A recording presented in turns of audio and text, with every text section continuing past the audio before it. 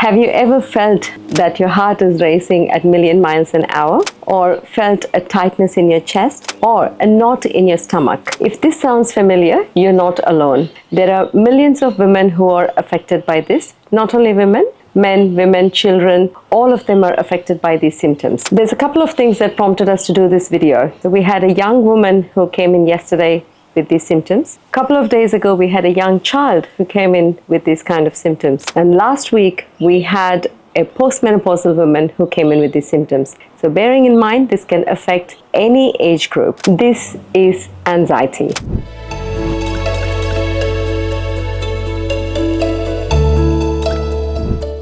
There are many ways of managing anxiety. It could be simple counseling, breath work, or medications. In this video today, we will talk about non-medical management of anxiety. Before we jump into the tips of managing anxiety with non-medical management, honestly tell me, have you ever had any of these symptoms? A racing heart, nervousness, or knot in your stomach? Sometimes this may not be how you feel it. It may be just nervous energy that is being drained out of you. Sometimes you may feel as if this is not for you, or there's an intuition or a gut feeling that is saying something that is not right. So they can all be various symptoms of anxiety. The good news is that you need to realize that anxiety is manageable. As long as you're aware of it, there are lots of non-medical management options available for you to implement in your day-to-day life. There's one important question that most people ask is, am I just having a bad day, or is it really anxiety?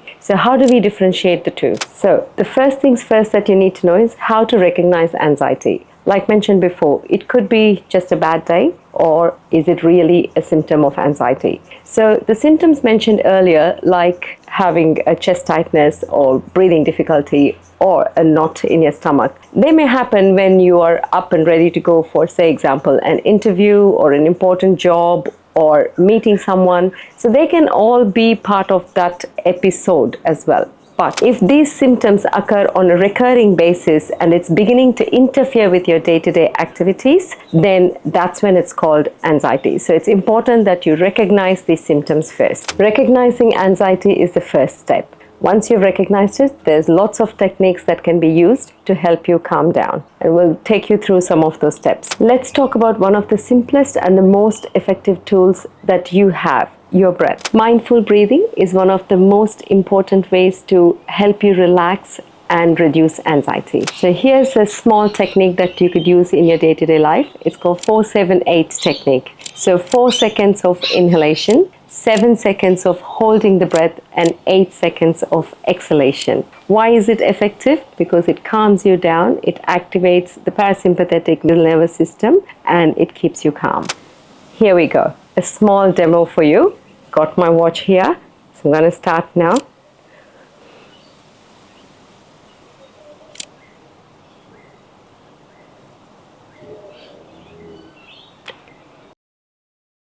Breathing out.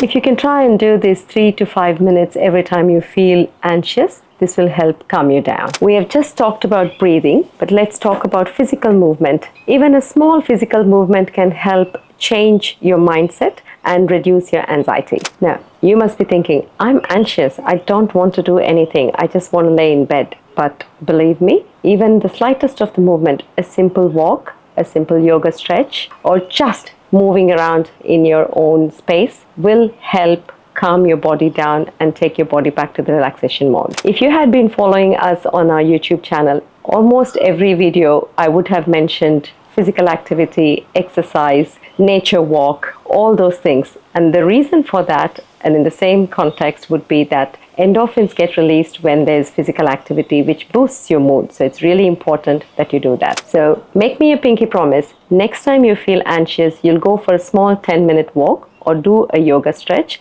which will help you calm down. So we have covered breath work and physical activity. The next thing we want to cover, trust me on this one, we will have a psychologist soon talking about this on our show, but I just want to give you a little gist of how you can change your thinking, which will then change your mood. Anxiety comes from spiraling of thoughts that's out of control. So for us to understand that first, we need to understand why you feel anxious. So when you are thinking, the first thing you need to realize is whatever you're thinking is all in your mind. It's not actually either happened, it's not happening right now. Your thoughts are bringing on these feelings. So many times you would have thought that, can I really handle this situation? What if it goes wrong? So here's the tip. The next time you have this feeling, ask yourself, is this reality or is this just thoughts that is coming to my mind? Challenging the thoughts can help reduce anxiety. There's a great technique called cognitive restructuring.